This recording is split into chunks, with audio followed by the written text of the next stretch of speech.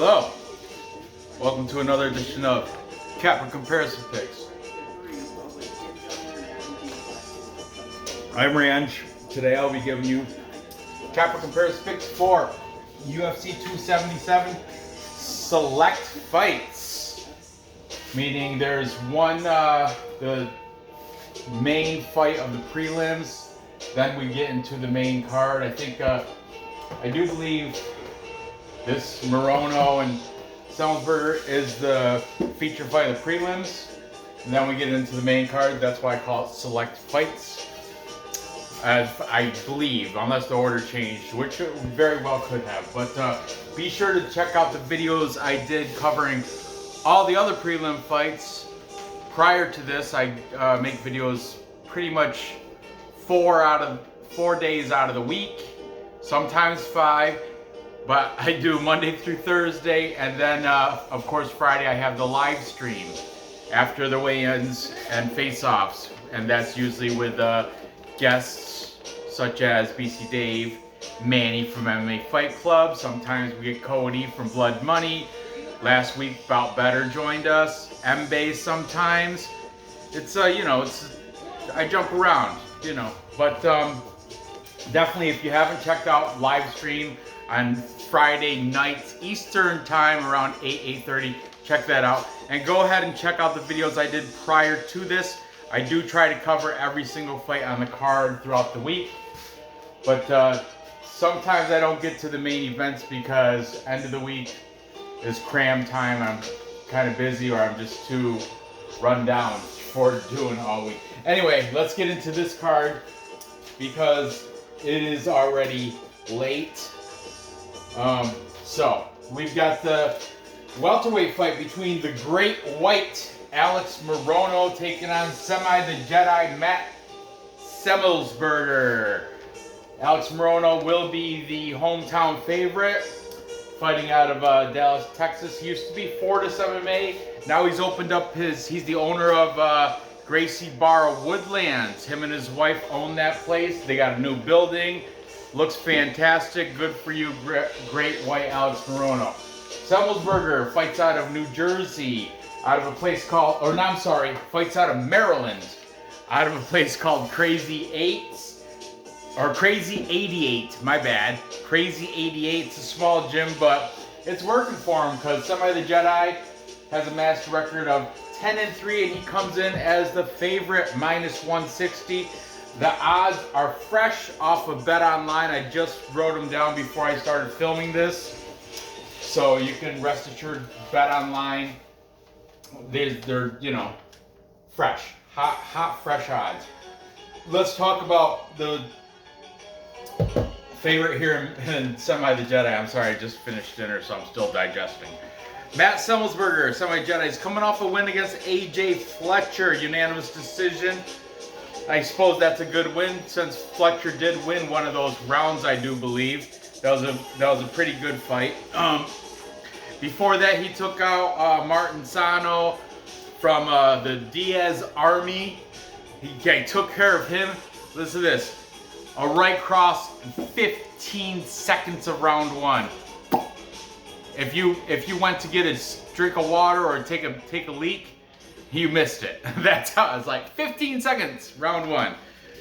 Took care of Martin Sano. Before that, he did take his only loss in his last 5, and that was against Chaos Williams. But Chaos Williams, hard hitting, name known throughout UFC. Chaos Williams is a good fighter, and he went to decision with a unanimous decision. Chaos did win that decision there, though. Prior to that, he beat the Vanilla Gorilla Jason Witt. How? Counter right, 16 seconds, round 1. If you went to get a sip of water or take a leak, you missed it. I'm just saying, again, with the quickness, by the Jedi. And prior to that, he had his UFC debut where he beat Carlton Minus by unanimous decision. That was his UFC debut. But Matt Semelsberger just crushing it with those two fights under 20 seconds that he won. One against Jason Witt, the Vanilla Gorilla. Jason Witt's kind of reaching that veteran type status. He's amassed quite a bit of fights in his career. Martin Sano, I think that might have been his UFC debut, but he was representing the Diaz Army there. Nick and Nate Diaz. I think he's more Nate's boy, but still they're brothers. Doesn't matter. He's one of the Diaz guys. But Matt Semelsberger took care of both of them in less than 17 seconds. If you break it right down to you. Semelsberger will have a 2-inch height and 3-inch reach advantage here over Alex Morono. Alex Morono, like I mentioned, Gracie Bar Woodlands, that's his gym, but he was forever Fortis MMA, and Fortis is in Dallas, so I'm sure he can still go over there and train. But at Gracie Barra Woodlands, he is the owner and head coach, so I'm pretty certain he's putting all his time in there. If he's not training for a fight there, he's training others because he is the owner and coach of a facility. So he's coming off three nice wins. I mean, the opponents weren't that great, but still wins are wins. So most recently, he beat Mickey Gall, unanimous decision.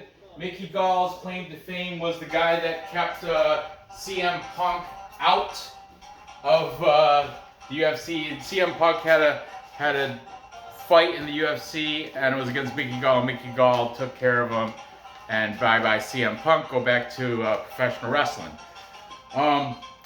Before that, he beat the German David Zawada, unanimous decision. And prior to that, he beat old cowboy Donald Cerrone by standing TKO round 1. Good win there, but it was kind of expected. This is when Cerrone was on the big decline. It was the start of the end for Cerrone, for Cowboy there. He took a loss to Anthony Perez, which is now Anthony Perez now out of the UFC. I think he's down in Bellator, and I think he's losing down there as well. And he has hit a win against Reese McKee, still in the UFC, just haven't seen him in a while, but I do believe he's still on the UFC roster. So that's Alex Morono. Both these fighters are 4-1 in their last 5. So real close, like I think a bit closer than the odds suggest. Alex Morono, he's been seen training with Ricky Tercios, Pretty Ricky, actually, out of down there in Gracie Barra Woodlands. So I know Tercios coming off that loss where he was doing all those hi-yas and making some weird karate sounds, like talking karate language. I don't even know what he was saying when he was throwing his kicks and punches, but it was kind of embarrassing, Pretty Ricky, because you were a massive favorite. You crushed your shit on a lot of parlays with that poor performance you had. But anyway, let's start with the favorite here and see what the cappers have to say in this interesting welterweight fight between Great White and Semi the Jedi. Taking the favorite in Matthew Semelsberger, Semi the Jedi, we've got MMA fortune teller, the teller. All about Semi the Jedi, all about Matthew Semelsberger. Again, I think he's pretty confident with it. Then we've got Cody from Blood Money. I just got done watching Cody's live stream. Him and Johnny K Picks. Every Wednesday, right before Cody goes into work, they do a live stream chat where they break down the card, and it's very entertaining. They're very active with the chatters in the chat, so much that they have to rush through some of their breakdowns because they want to keep the chat active, and they put all the chats up there on the screen. I like it. Toward the end, though, once they start realizing Cody's got to go to work, that's when they're like, let's get to these breakdowns and stop putting all this nonsense from the chat. But they're very active with the chat. God bless Cody and Johnny K. Fantastic programming there on Wednesday nights. Then we've got the young man Bert MMA, taking Matt Semelsberger by decision. Okay, Bert. Bert, high school wrestler, doing the fantastic UFC handicap. Not only UFC, he also handicaps the other smaller promotions. He does Bellator, PFL, LFA. I've seen him do a lot of handicapping. And he has his whole like fitness series YouTube videos out, which are very good. I'm a fan of Bert. I like Bert. I like him a lot. Then we've got the Allen brothers from Fight Night Picks, Matt and Craig Allen out of New Brunswick, Canada, and they're both in agreement that Matthew Semelsberger should get the win here over Alex Morono. Hard-hitting Matthew Semelsberger. And finally, we have a contrarian pick, and it is also another duet, another pair of cappers, and I put them top five cappers in my opinion. We've got Cody and Paul Shaughnessy, Cody Safdie, Paul Shaughnessy from Dog or Pass podcast, and that's exactly what they're doing. They're taking the dog and Alex Morono or Pass because they think Alex Morono might be able to edge it out. Look, he's got double the fight experience, 21-7. Matt Semelsberger has shown signs of a little bit of fatigue toward the end, and you've got to imagine Alex Morono, a Taekwondo black belt, a BJJ black belt, double the fight experience. He knows what's going on in there. Semelsberger has the height, the reach. How old are these guys? Morono's 31, Semelsberger's 29. So not the age really isn't a factor. Everybody's loving Semelsberger because of those quick knockouts. But Alex Morono, very good fight IQ. He's a coach, for Christ's sakes, owns his own place. Very smart fight IQ. I like it. I don't know. I mean, this is a lot, like I mentioned, it's a lot closer than the odds suggest. I mean, minus 160, it's not huge or anything, but I think it should be a little bit closer. Semelsberger, only 3 losses. But you look at his competition, I mean, he lost to Chaos One. Just look at his last 5. AJ Fletcher, Martin Sano, Jason Witt, Carlton Minus. But the same could kind of be said for Alex Morono, because he's got Mickey Gall, David Zawadu, and Old Donald Cerrone, and Reese McKee. And he lost to Anthony Pettis, so... But, man... Plus money! I do like that plus money. I don't know, man. I think I might jump on the dog here with Cody and Paul Shaughnessy. I hear what they're saying. I do like that Morono does now. He's owner. Gracie Barr Woodlands, can't say that enough times. I'm gonna go with the dog here. Not confident, but I will pick him in this fight to get it done. But Matt Semelsberger, Semi the Jedi, I've been very impressed with his last fights. Aside from the loss to Chaos Williams there. Aside from that, but I'm gonna go with the dog and Alex Morono, go against the Capra majority. I think Morono's gonna edge out a decision using his smart fight IQ, his experience in the ring. I think he's going to survive the onslaught. Semelsberger, you'll see, will start to tire toward the end of the fight, like halfway through the second round. Third round, he's going to be like all gassed out and dead, and that's when Morono has that forward pressure, relentless forward pressure, and I have yet to see his cardio fade. I know he looks like a dad bod type of build. He's not like super athletic, and Matt Semelsberger, Marist College football player. He was a brute football player and defensive end, I do believe.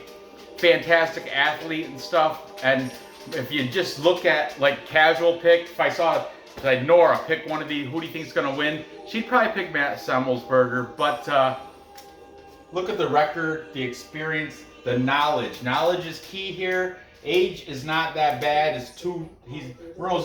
They're both still in the prime. Both hovering around the prime number at welterweight. 31, that's prime age. I'm going to go with the underdog plus money in Alex the Great White. And it is Shark Week, too. That was a thing from Manpreet Lock of the Night and Clint, Diehard MV podcast, who I'm not featuring on this show because I featured them, I think, last night or the night before. But I think they are both on the side of Alex Morono as well. Very smart capper, sharp. But moving on. Next we have huge wide gap. And Magomed Ankalaev coming in as a minus 600. Is that disgusting or what? But it's warranted because he's 17 and only one loss. That last second loss of the third round against Paul Craig at 4 minutes and 59 seconds he tapped. If he could have just went, and he was winning on the scorecards. I do believe he already had two rounds in his back pocket. Of course, he was that third round where he did tap. I think he was losing that, but still he was up 2 rounds to 1. If it went to the scorecards, 1 more second. That's all he had to do. But I don't know. He just didn't get it done. But he's taken on Anthony Lionheart Smith. Anthony Smith plus 400. Plus 400 underdog. Double-digit losses, but over 50 fights. 36 and 16. You guys can read that, right? 36 and 16. The dude got brilliant fight IQ. He's in the broadcast booth now, so they're not just going to bring dummies up there to commentate and give their perspective on fights. So I guess he had a home invasion type thing, but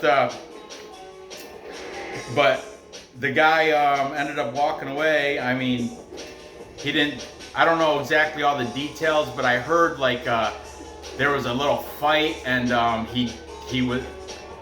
Anthony Smith could not get it done. I don't know. I don't want to talk about it. I know very little about the details, but if you want to sleuth it, you can probably dig deep and find out all the details of what happened with that home invasion. But from what Cody Safdie said, or not Cody Safdie, who was it? So one of the cappers was that was anti-Anthony Smith, was like, how you gonna be handed a knife in the middle of a fight from your wife and still let the guy walk away? Maybe it was fortune teller or bleed. I don't know. Somebody I watch over 20 different handicappers throughout the week, so obviously I get them mixed up. But anyway, Ankalaev minus 600. That's not even gonna fit nice in a parlay or nothing.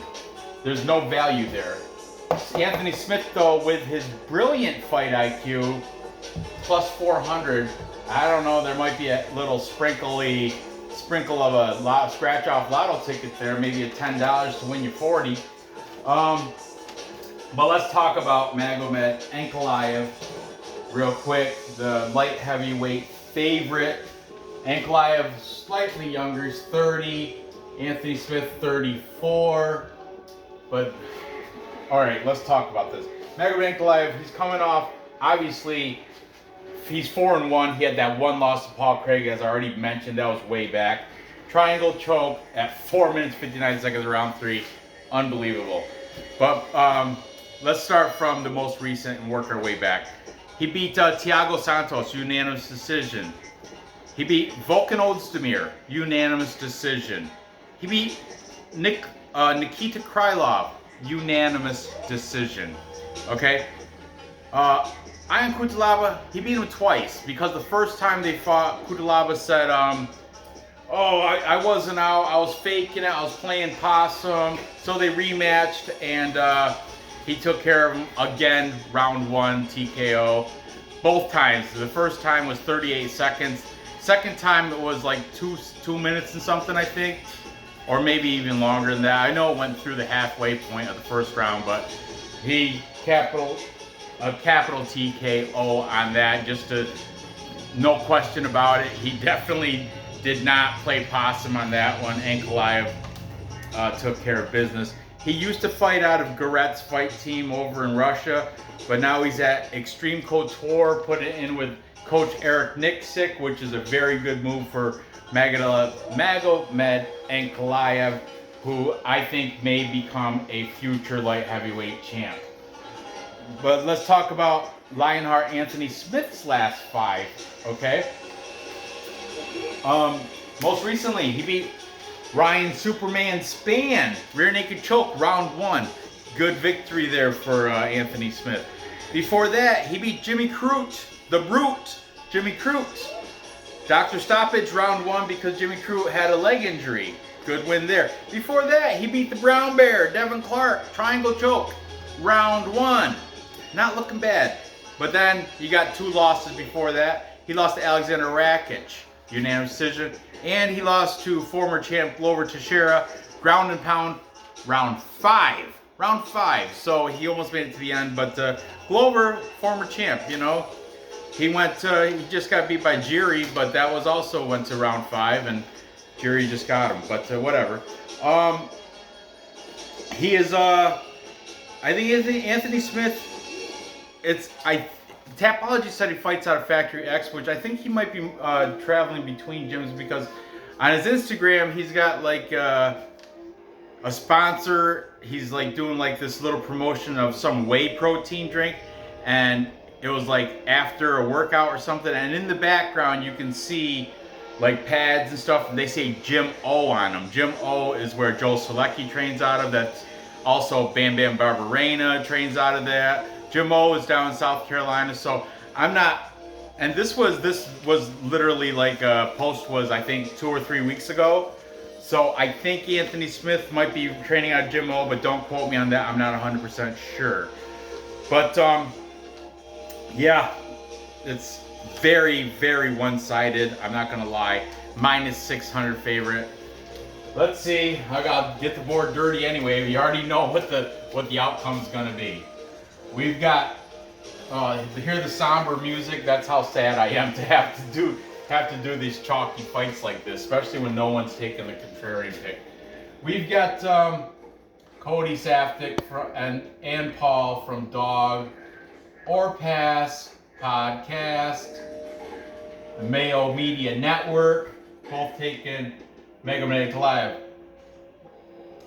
Matt and Craig Allen, both taking Magomed Ankalaev. Burt MMA, taking Ankalaev by decision. And that's what I will add, since before I go further. Cody, if you check, the links for all these cappers will be in the description, check them out. Cody and Paul Shaughnessy, Cody pointed out Magomed Ankalaev, what he's taking him because he's got him projected as a future champ. But what he pointed out was like what he's skittish. Magomed Ankalaev does not have the best fight IQ. Smith, his fight IQ is way better. Like for example, said look at all these unanimous decision wins where all Magomed Ankalaev had to do. Well, let's talk about the 3 most recent ones. Thiago Santos, Volkan Ozdemir, Nikita Krylov. If Magomed Ankalaev used his Goretz Dagestani wrestling, took it to the ground, that would have been a clear path to victory. But instead, he decided to stand and battle, and Thiago Santos even rocked him, Cody said. And I kind of vaguely remember that, but Cody said there's holes in his fight IQ. He's come through and he's won decision victories where if his fight IQ was better, he could have had a better fight plan going into these fights and capitalized with a finished victory on all of them. That's check the breakdown between on Dog or Podcast, Dog or Pass Podcast. It's a very good breakdown, and they're both siding with Magomed, but they're just showing possibilities for Anthony Smith to baby. Anthony Smith's got a killer jab, and he's coming off 3 nice wins. Ryan Spann, Jimmy Crute, Devin Clark, those guys aren't chumps. And Anthony Smith, I mean, it's MMA. Expect the unexpected sometimes. But anyway, let's continue writing these names down. We got Blood Money, Cody. This is his lock. He's got Ankalaev as an anchor in like 2 parlays, and Cody doesn't like to play parlays, but he's got Ankalaev as his anchor there, minus 600. Hope he caught him when he was like a minus 400 or 450. I think that's what it opened up as. But look at the money pouring in on this guy, minus 600. That's why if it goes to decision, man, it might be grimy. It might be, it's a trap. I'm just saying, you never know. Dallas, in Dallas, with the judging down there, you never know what's going to happen if it goes to decision. That's all I'm saying. I wouldn't put all my eggs in a basket at minus 600. I would not. I'm not even going to play him at minus 600. I'm going to put him in this parlay, but that's and the full card parlay, but that's about it.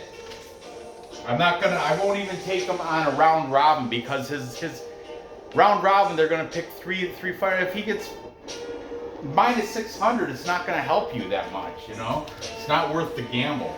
And finally, MMA fortune teller also on the side of Ankalaev, making this a full capper consensus.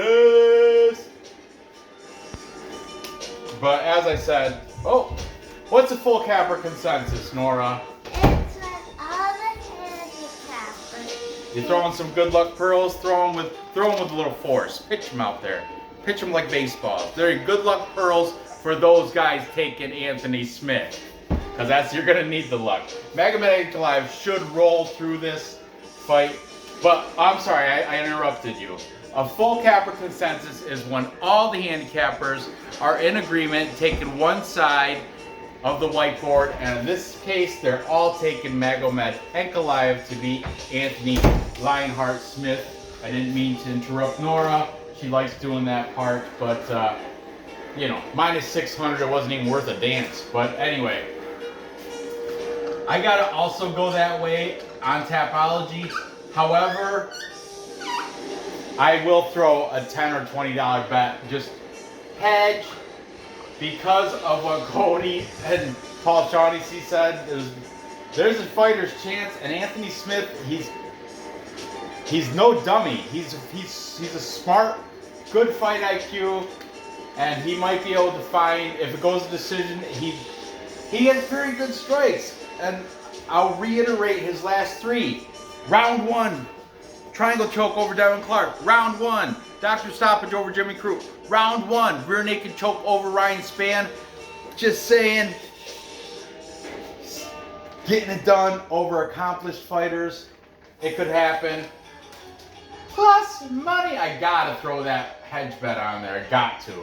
But my pick on Tapology will be Ankalaev to get it done. How? By decision, because he's really not putting anybody out except for Ion Cutelaba.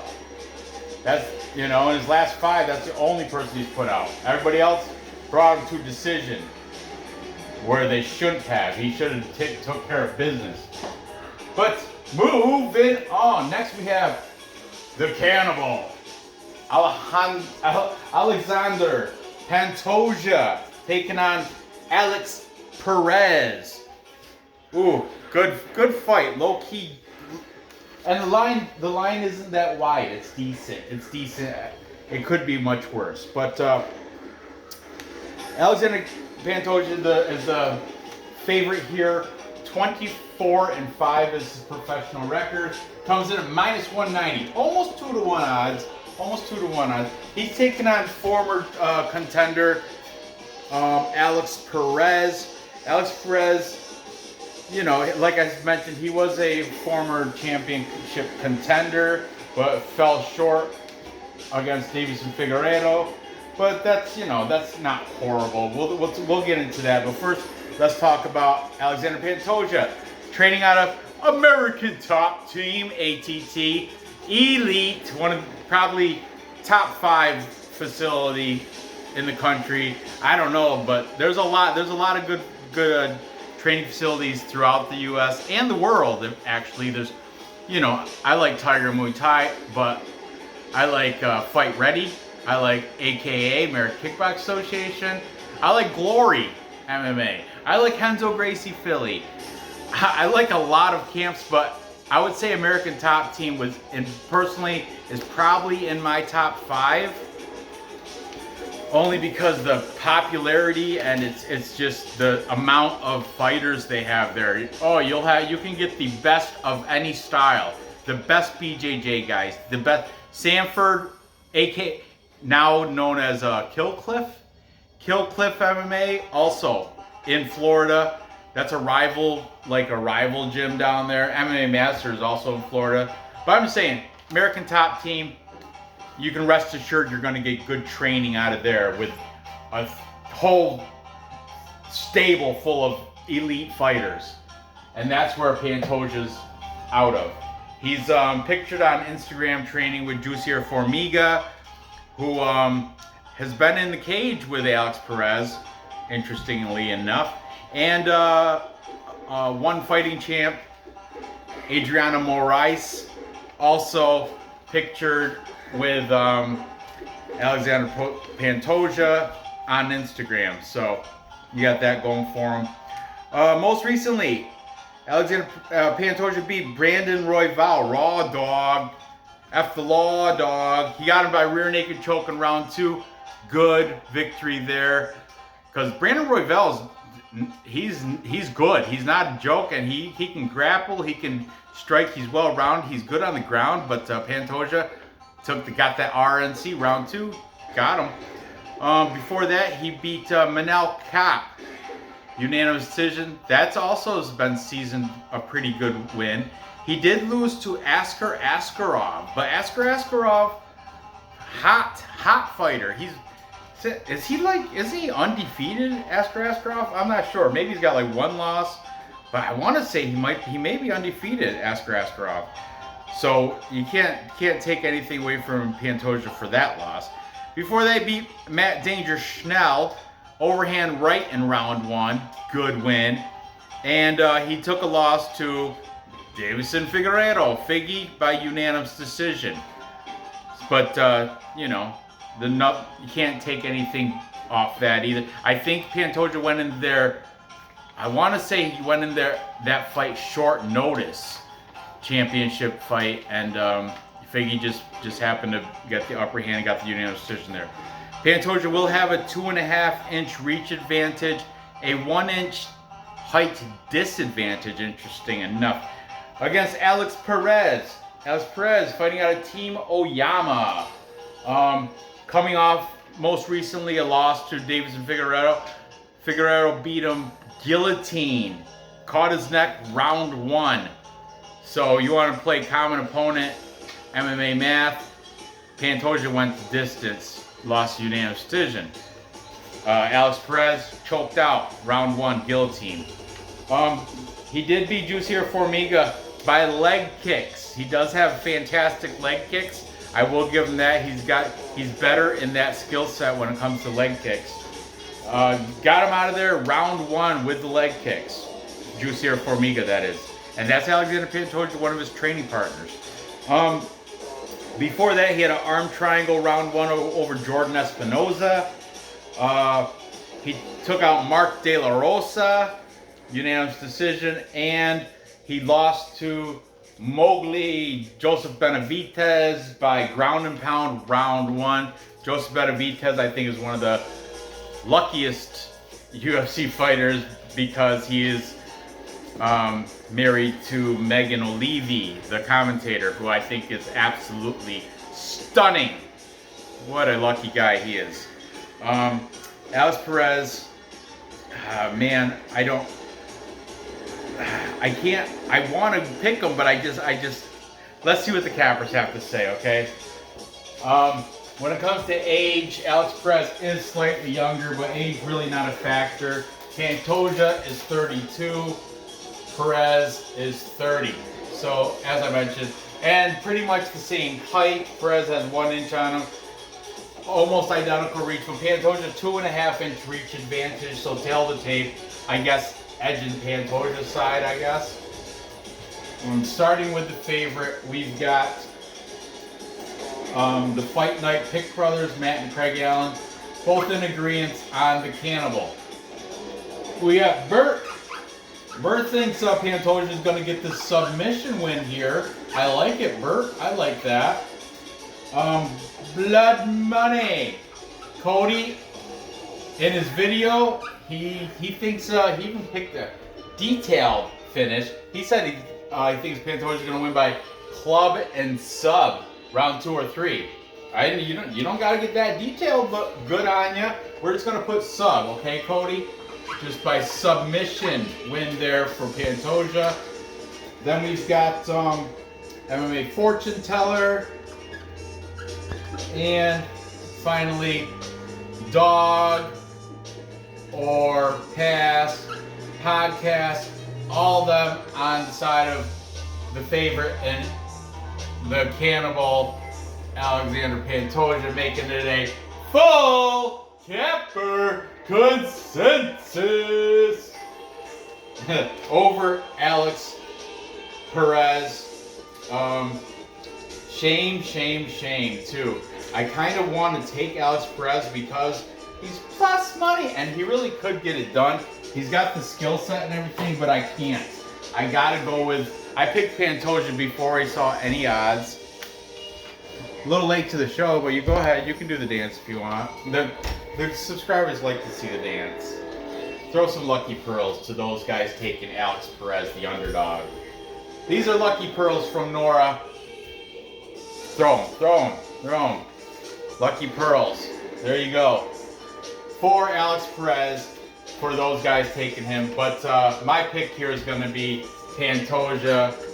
I know, I'm not being a contrarian. It's kind of boring. I'm just going with the capper consensus. But I think the same way. I think he might be able to get a submission here over Alex Perez. Alex Perez has been caught by Joseph. Oh, that was a grounded pound, but he's been caught recently by Davison Figueiredo by guillotine, and Pantoja does have some rear naked chokes, some decisions too. But anyway, I'm gonna take Pantoja to get the victory by submission. So to recap, time check indeed. It is super late, but I'm good on the time on the clock. So to recap, I've got Alex Great White Morono with the big upset.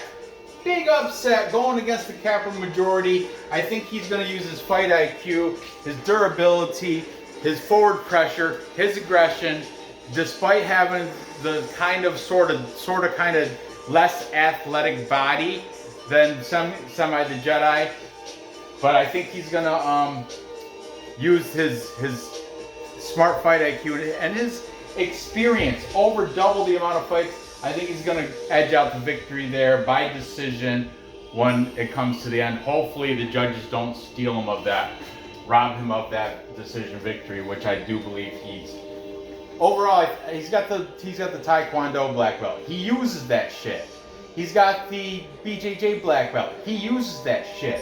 Semelsberger's got stand-up striking, which he uses that. But if it gets to the ground, or even stand-up, Morono's prime at plus money, I'll take that bet.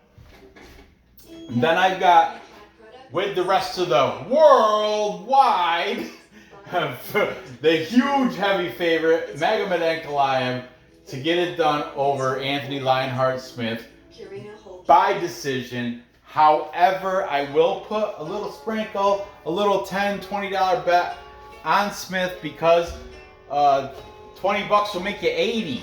$20 bet will make you $80. Or if you don't want to risk that much, $10, a scratch-off card. A $10 scratch-off card will make you $40, 4 times your return on your investment. Ankalaev minus 600, he's not even worth putting in a parlay.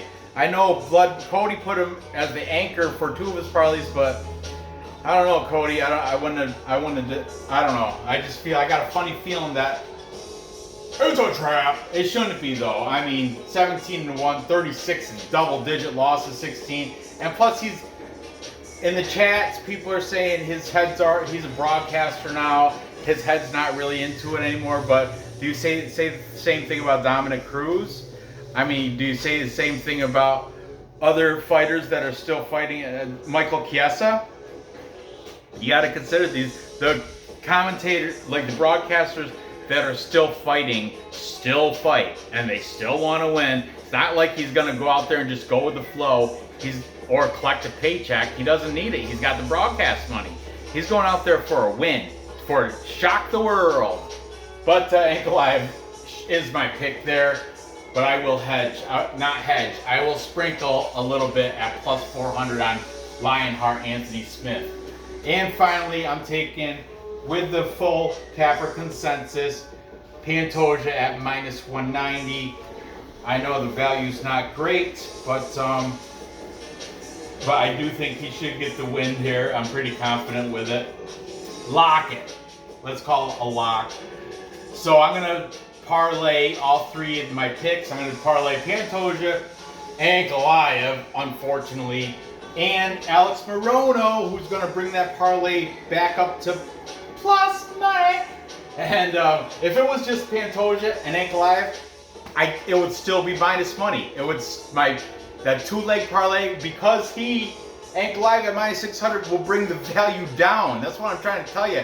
It would still be minus money, but since I'm throwing in Morono, the underdog at plus 140, it'll make it plus money. I'm going to parlay those three. There you have it. I will hedge bet Smith. I'm going to do that right now as soon as I get done with this. So gather the info. Place your bets and cash those tickets. I really appreciate you watching.